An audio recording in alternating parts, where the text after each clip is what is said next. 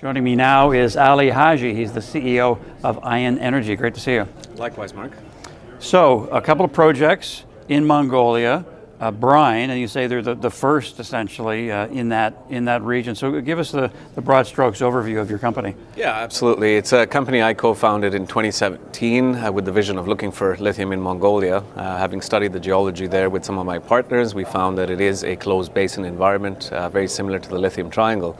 2017 we started the company. 2018 we visited with the University of Science and Technology, found some lithium indication in the Gobi in the south. 2019 we bid for our first license and received it. It's Bavayul, 81,000 hectares, 23 kilometers from the Chinese border. So of course, that being a massive market, was rather exciting. In 2020 we went public on the TSX Venture here under ticker ION.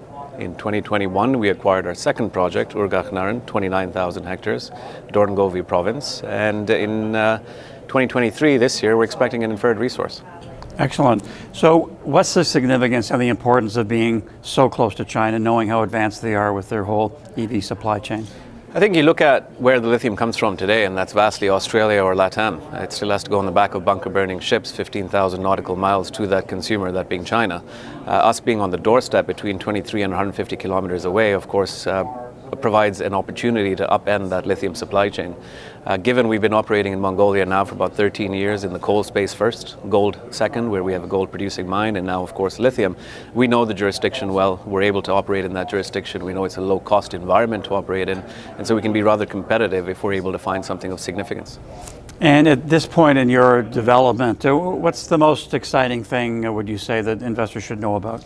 Well, I think you look at Urgakhnaren, our second asset in 2021. We went out there for the first time since listing in August 2020, in April 2022. So we didn't have the opportunity to really advance our assets, much like the jurisdictions that have the skilled lithium labor. As of last year, we were on site in April. We collected a brine sample of 918 milligrams per liter on surface. Very exciting stuff. Did about 100 line kilometers of geophysics following that, showing us a volume indication of about 22.7 billion cubic meters.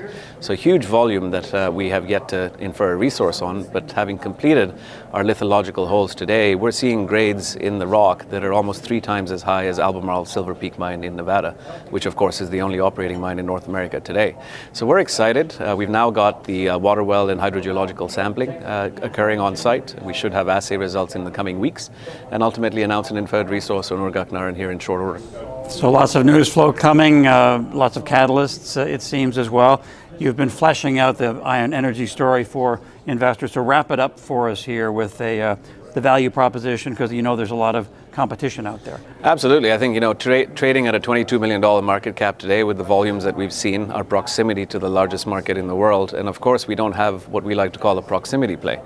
So we can't point at a neighbor and say, hey, we've staked land beside you and so we should be worth $500 million. We have to prove ourselves, and we're on track to do that. We'll do that through an inferred resource calculation, as well as a potential strategic investment that validates the work that we've done and ultimately helps put Ion back on the map. Fascinating stuff, Ali. Thanks for dropping by. Thank you. Okay. Ali Haji, he's the CEO of Ion Energy.